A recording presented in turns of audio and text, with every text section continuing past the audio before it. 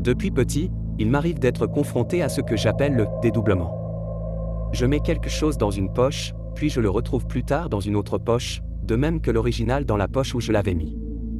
Et oui, cela s'est déjà produit avec de l'argent, yes. L'exemple le plus frappant est arrivé quand j'étais ado en colonie de vacances. Tous les chefs de camp avaient des badges en plastique gravés avec leur nom, et nous n'en avions qu'un seul. J'avais l'habitude de mettre le mien soit sur mon chapeau, et soit sur ma chemise. À la fin du camp, j'ai remballé toutes mes affaires dans un sac de sport et je suis rentré chez moi. Plus tard, lorsque j'ai déballé mes affaires, la première chose que j'ai fait a été de sortir mon chapeau avec le badge. Ok, c'est donc là que je l'avais laissé. Et bien sûr, une minute plus tard, j'ai sorti une chemise avec un second badge exactement pareil épinglé dessus. Il m'est également arrivé d'être confronté à un phénomène similaire lorsque j'étais enfant. Pendant quelques années, cela m'arrivait tous les jours, mais ça fait maintenant longtemps que cela ne s'est plus produit. Quelqu'un mettait quelque chose dans la poche de son pantalon, dans son sac à dos, etc., mais quand il allait le chercher plus tard, il n'y avait plus rien. Je mettais alors ma main dans ma propre poche et j'en sortais l'objet. Au début, on m'a accusé d'être un voleur, mais lorsque c'est arrivé à plusieurs reprises alors que je n'étais même pas là, mes amis et camarades de classe ont simplement accepté le fait que ces choses se produisent autour de moi. Ma mère et moi rêvons toutes les deux du même endroit. C'est une maison blanche à 3 étages. Nous rêvons généralement de la maison la même nuit, si bien qu'au matin, nous avons des conversations du genre « Alors, la maison était dans le Midwest la nuit dernière, oui, je sais, est-ce que le linge a déjà été étendu ? Non, les pinces à linge étaient pourries. » La première fois que nous avons découvert que nous rêvions de la même maison, c'est le jour où ma mère est sortie de sa chambre et a dit « Je viens de faire le rêve le plus terrifiant qui soit. » J'étais dans une grande maison carrée de 3 étages dans les bois et j'étais en train de l'examiner. Je pense que j'allais l'acheter. Je suis monté au 3e étage, je me suis perdu et je suis tombé sur cet idiot d'homme-enfant. Maman, il portait une chemise de travail bleue et des bretelles. Est-ce qu'il a dormi sur le matelas dans la pièce du fond ? Point oui. Le sol de la cuisine du 3e étage était-il pourri ? Point oui. La conversation s'est poursuivie pendant des heures, en entrant dans les moindres détails. Tout, et je dis bien tout, correspondait. Nous avons terminé la conversation en faisant chacun un dessin de la maison. Identique. J'ai un souvenir étrange et inexplicablement vivace de mon enfance. Un jour, je jouais à Sonic assis par terre à la console chez mon oncle et je mangeais des chips. J'étais particulièrement absorbé par le jeu et j'ai commencé à tendre la main pour attraper les chips sans regarder. J'ai tapoté le sol, mais je ne les ai pas trouvés, alors j'ai levé les yeux de l'écran. Les chips flottaient à 30 cm du sol. Au moment où j'ai réalisé qu'ils étaient en l'air, ils sont tombés par terre. J'ai quitté la pièce en courant et en hurlant. Je me souviens, j'étais en classe de japonais avec un ami. Nous venions de sortir d'un cours de maths et nous discutions de choses mathématiquement bizarres sous le brouhaha du reste des enfants qui attendaient le professeur. À un moment, j'ai demandé à mon ami. « Attends, qu'est-ce que ça ferait 0 puissance 0 ?» À ce moment-là, toute la classe s'est arrêtée pendant une seconde, puis a repris comme si de rien n'était. Personne ne nous écoutait ni ne faisait attention. Encore maintenant, nous plaisantons sur le fait que j'avais planté l'univers et qu'il avait dû redémarrer. Mon père avait un petit singe en peluche qu'il appelait son enfant préféré et avec lequel il nous taquinait, mes frères et sœurs et moi. Ce n'était pas méchant, mais c'était vraiment frustrant pour nous et nous passions des heures à essayer de le lui voler. Quoi qu'il en soit, un jour, nous avons fini par le récupérer et nous l'avons jeté à la poubelle après avoir dessiné dessus et l'avoir malmené un petit peu. Mon père a ri et l'a cherché un moment, mais il s'est vite rendu compte que nous l'avions jeté et a abandonné au bout d'une semaine ou deux.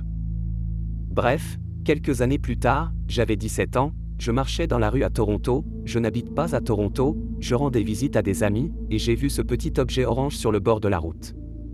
Je me suis approché, je l'ai ramassé et j'ai vu que c'était exactement le même singe. Il y avait même les lignes de marqueur noir que nous avions dessinées dessus. Honnêtement, je n'arrive même pas à imaginer les chances que cela se produise, surtout si l'on considère que nos déchets sont envoyés dans une décharge locale bien loin de Toronto. Pour ceux qui se posent la question, oui, je l'ai pris avec moi et je l'ai brûlé pour m'assurer qu'il ne revienne jamais.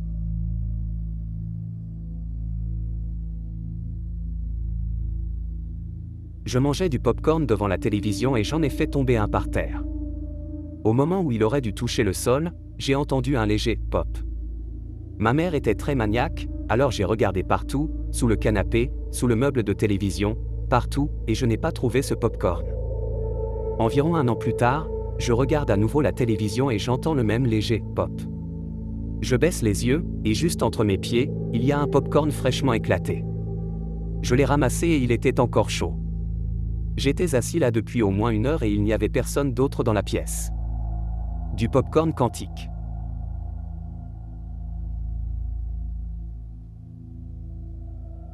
J'ai travaillé dans un bâtiment qui comportait 3 niveaux de sous-sol, et l'équipement de laboratoire sur lequel je travaillais habituellement se trouvait dans le sous-sol le plus bas.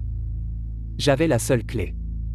Il y avait un téléphone filaire à l'intérieur, et je travaillais tard certains soirs. Mais pas cette nuit-là. Je dormais seul dans mon appartement lorsque j'ai été réveillé par un appel de ma petite amie sur mon téléphone portable à 3 heures du matin. Elle était hystérique et me demandait pourquoi je lui avais fait peur. Apparemment, elle venait de recevoir un appel du téléphone du sous-sol 1 minute plus tôt, avec quelqu'un qui parlait comme moi et qui répétait lentement son nom, jusqu'à ce qu'il y ait des grésillements et que la voix s'éteigne. Mon appartement était à 15 km de mon travail. Je pensais qu'elle mentait, mais j'ai vu l'appel de 3 heures du matin du téléphone de la cave enregistré sur son portable. Ça me fait encore flipper. Chez un ami en 2008. Lorsque nous étions tous adolescents, nous avions une cabane sympa chez un ami dans laquelle nous nous retrouvions tous les week-ends. Il y avait 4 lits superposés, des tables, une cheminée, une télévision, un réfrigérateur, etc. Un soir, nous étions tous en train de traîner là-dedans quand j'ai décidé que j'avais besoin de pisser. Je suis sorti par la porte avant de la cabane et j'ai commencé à marcher vers la droite quand je me suis arrêté. Laissez-moi vous expliquer la disposition des lieux. En sortant du hangar, sa maison est à gauche et à droite se trouve l'endroit où nous avons tous garé nos voitures. Plus loin, il n'y a que des champs vides et des arbres. Il faisait nuit maintenant, les lumières de la maison éclairaient l'espace entre la maison et nos voitures, mais la lumière s'arrête juste après. Alors que je faisais un pas vers la droite, avec l'intention d'aller derrière les voitures pour me soulager, j'ai vu le frère aîné de mon ami qui se tenait là. Je l'ai observé pendant 5 à 10 secondes alors qu'il se tenait là, face à l'obscurité. Il a ensuite marché derrière quelques arbres et une voiture avant de disparaître. Confus, je suis retourné dans la remise et j'ai demandé à mon ami ce que faisait son frère près des voitures. La conversation s'est déroulée comme suit: moi, et mec, qu'est-ce que ton frère fait près des voitures? Lui, qu'est-ce que tu veux dire? Moi, il est parti derrière les voitures. Le frère, je suis là. J'ai regardé et son frère était là, assis sur une des chaises avec un verre. Il portait exactement les mêmes vêtements que ceux dans lesquels je l'avais vu et le seul moyen d'entrer dans le hangar était de passer par la porte devant laquelle j'étais. Aujourd'hui encore, je n'ai aucune idée de comment c'est possible. Je suppose que je voyais des choses, mais le fait que je les regardais marcher pendant 10 secondes m'a toujours laissé perplexe. Il ne m'est jamais arrivé rien d'autre de semblable.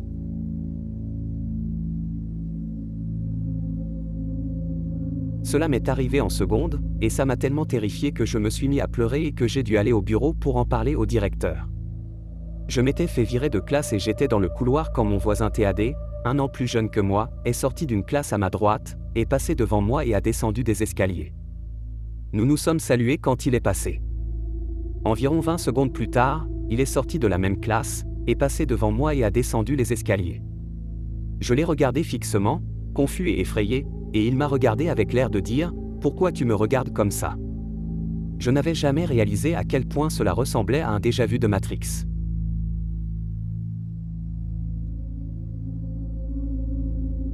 J'ai déjà raconté cette histoire, mais la voici. Le répondeur d'un univers parallèle. C'est arrivé il y a environ 15 ans.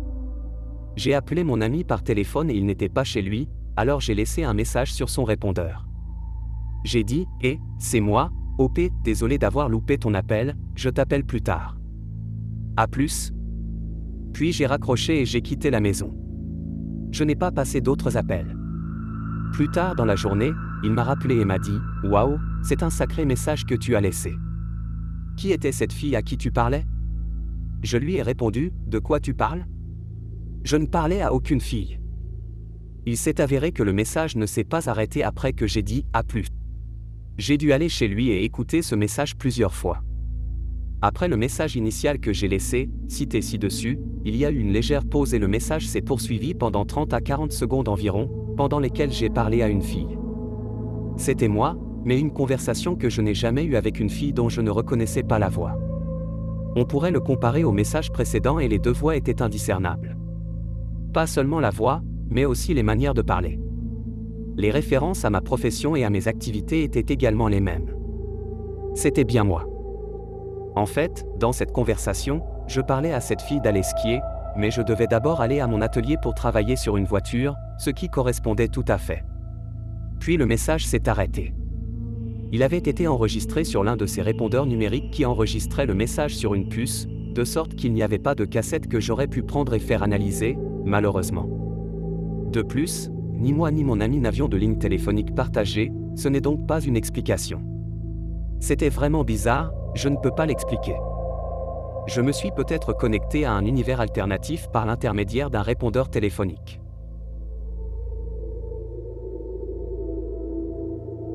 Il y a quelques années, j'avais environ 20 ans, j'ai rêvé d'une femme aux longs cheveux noirs nommée Aurora. Il s'agissait de différents rêves, mais pour une raison ou une autre, son visage et son nom se retrouvaient toujours dans ces songes. J'en suis arrivé au point où je me réveillais frustré et confus, essayant de chercher son nom sur Google ou de trouver comment j'étais lié à elle. Au bout de quelques mois, elle a cessé d'apparaître et je l'ai oubliée, pensant que mon cerveau était juste stupide. Quelques années plus tard, à Halloween 2009, je suis en voiture avec un ami, arrêté à une station-service. Je m'apprête à sortir de la voiture et à m'engager sur l'autoroute lorsque je reçois un appel téléphonique d'un numéro aléatoire, alors j'arrête la voiture, mais quand je décroche il n'y a personne au bout du fil. Une voiture derrière moi s'impatiente, me klaxonne et fait une embardée devant moi au lieu d'attendre 2 secondes que je me déplace. Une fois sur l'autoroute, une Civic argentée perd le contrôle de son volant et percute la voiture qui s'était déportée devant moi. J'ai appelé les flics et j'attends leur arrivée à la station-service. Il s'avère que les conducteurs des 2 voitures sont morts. Si je n'avais pas reçu ce coup de fil, c'est moi qui serais mort à 100%. J'ai rappelé le numéro quelques heures plus tard par gratitude et curiosité, il a sonné 3 fois et est tombé sur la messagerie vocale « Bonjour, vous êtes bien sur le répondeur de Aurora, veuillez laisser un message ». Je n'ai jamais vu la chair de poule comme ça de ma vie. J'ai rappelé le lendemain, parce que j'étais tellement troublé par toute cette situation.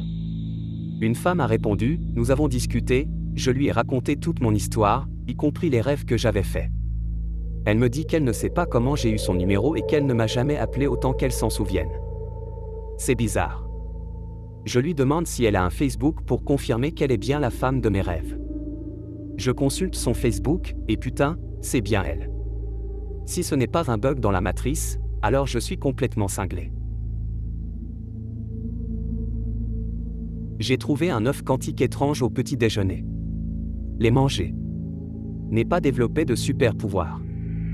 Je vais vous expliquer, nous avons un petit déjeuner au travail tous les matins, un simple buffet de bacon, etc. Rien d'énorme et il n'y a que de quoi nourrir une douzaine de personnes. Je suis généralement l'un des premiers de mon équipe à me mettre au travail et la cuisine était déserte, comme d'habitude. Je suis entré dans la pièce, il y avait un plateau à œufs en céramique avec 12 œufs dedans. Comme la moitié inférieure d'une boîte à œufs avec un trou pour chaque œuf. Tous les espaces sont remplis d'œufs chauds fraîchement cuits. J'en prends un, je me dirige vers la poubelle, j'écale la coquille, je reviens vers la nourriture et je m'arrête net.